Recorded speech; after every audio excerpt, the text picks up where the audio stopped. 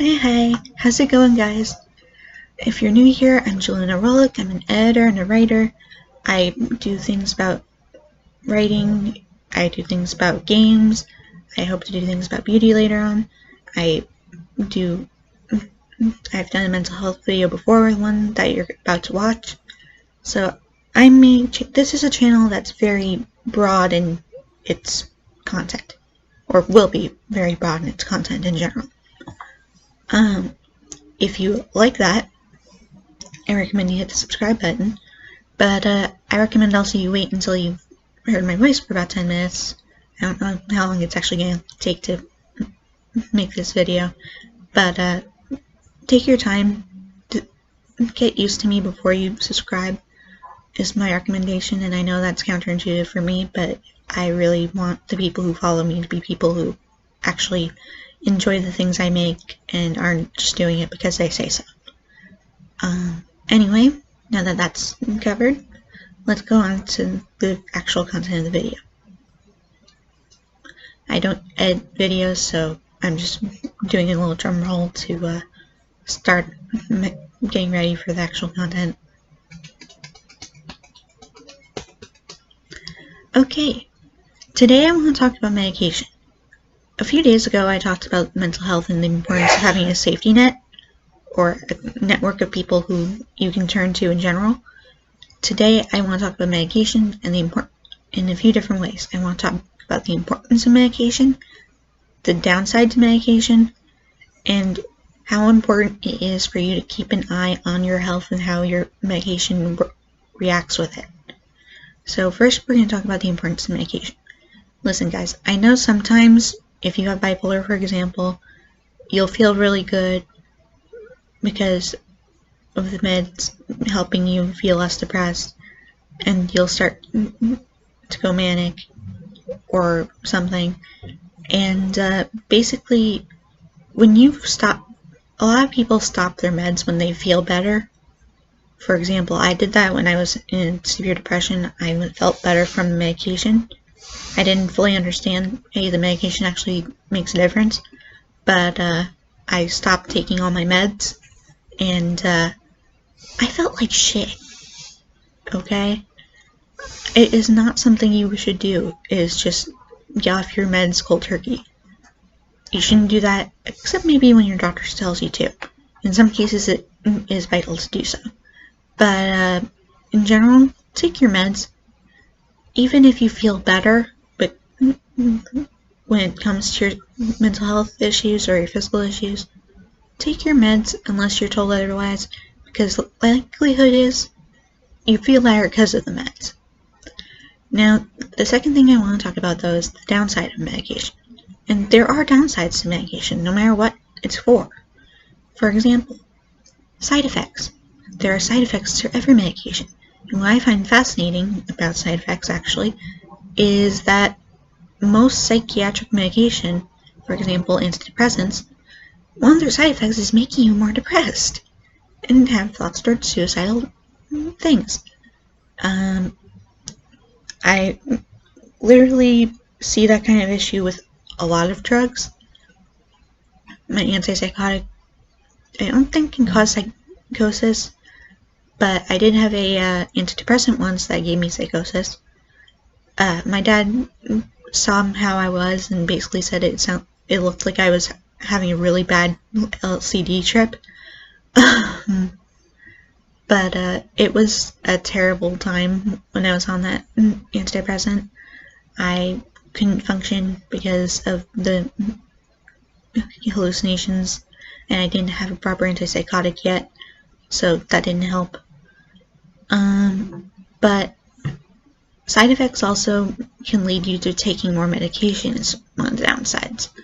I'm on 2 medications to deal with the side effects of my antipsychotic. I'm on Abilify, that's my antipsychotic, and Abilify has 2 side effects that bother me.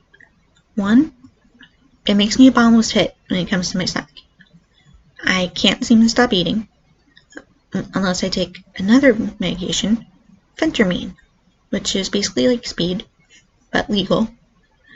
It's an appetite suppressant, and I don't know how well it's working at this point, but it is a stimulant, and it is the only way I can even mildly control my hunger. Another issue I have with Abilify personally is it can cause tremors occasionally that are kind of like Parkinson's disease, and literally the medication I'm on for that, benzoprine, is a Parkinson's drug. It is meant for people with Parkinson's, but because they know that there are people who end up with side effects from medication and stuff that cause tremors, you can get it for that too. And I'm on that every day so that my lip doesn't quiver like a really weird, I can't describe it. It just moves on its own in a weird way, and it makes it hard to speak, amongst other things, when it's like that. And it also makes it hard to drink my water. So, very not good. But you also have to know your health and look into your prescriptions. Whenever I get a new medication, I read all about it, all the side effects, so that I'm prepared. I read all the things it can be used for, things it is bad to have when you are on this medication. And actually, that's where I want to tell you another story, to sort of drive my point that you have to do the research, and you have to have a doctor that listens to you. Okay, that's another vital thing I should have mentioned, is you need a doctor who listens to you, who understands your points, and is not just trying to get money out of you. Because I had a psychiatrist who, flashback here, I was 13, I had a heart condition that I've since had surgery to get rid of, but I had a heart condition. Abilify, the first thing they tell you on any site is, do not take if you have a heart condition. So, my doctor wouldn't let me get off it, no matter how much I tried to explain it to him, for 2 years.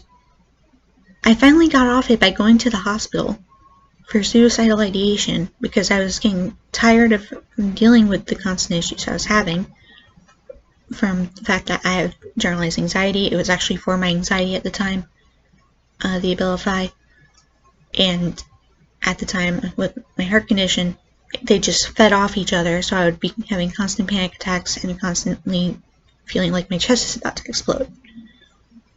First thing they did when I got to the hospital, they looked at my chart, stared at me, and literally just asked me, why are you on Abilify? You have a heart condition, you can't be on Abilify. And I just kind of sat there nodding my head, like, I know, that's why I'm here. Because no other way I was going to get off it. And my father tried to help me get off it. Trust me, he did. But due to a personal situation, the doctor threatened us, basically, that if I didn't take my meds, I was going to lose my dad. So I took the meds. And I really shouldn't have. Nowadays, I have doctors that really pay attention to what I say. They care about me generally as a patient. My psychiatrist was very clear about the fact that I can't start a ADD drug if I'm on phentermine, which is a stimulant, because ADD drugs are certainly also stimulants, and when you have a past involving a heart problem, they are very careful with what they put you on. I'm on a beta blocker just to lower my pulse. My normal pulse is 120 beats per minute. That's my average. On the beta blocker, it's a lot less. And then everything about the phentermine that I'm on it, I'm also on it for one of the side effects. A side effect of phentermine is high blood pressure. I have low blood pressure. So for me, the phentermine just makes me normal.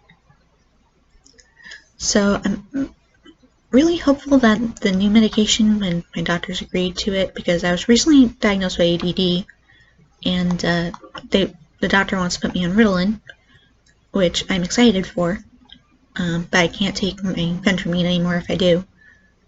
But when I finally get that, I'll let you know how it works. But my past with my heart condition still haunts me.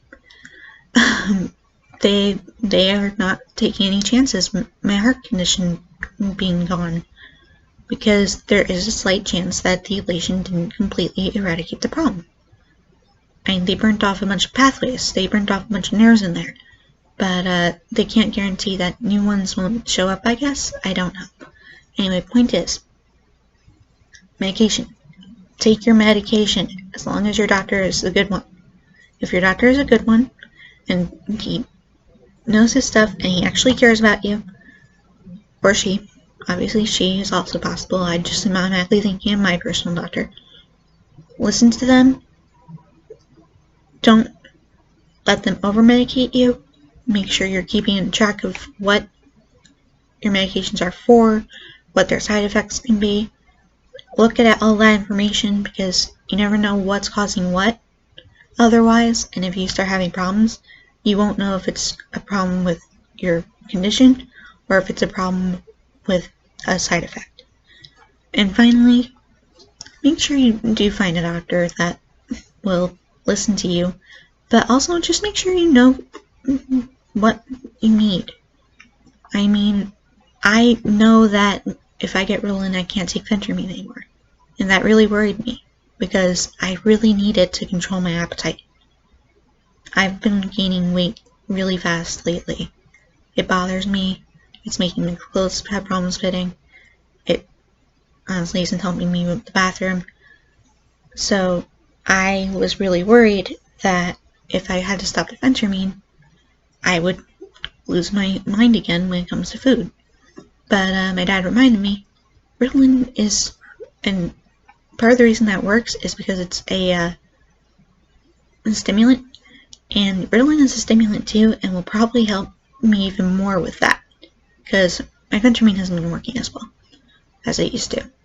And he pointed out it will also help me stop taking my pill for cognition, because I have very bad cognition. When you are on a lot of medication, or you have a lot of health issues like I do with fibromyalgia and migraines and my mental health issues, you can have very bad mental clarity. So I'm on medication for that, and hopefully the Ritalin will actually help with that too, so while people get rid of drugs. And to me, that's a really important thing too, is to know, don't over-medicate, don't let your doctors over-medicate you.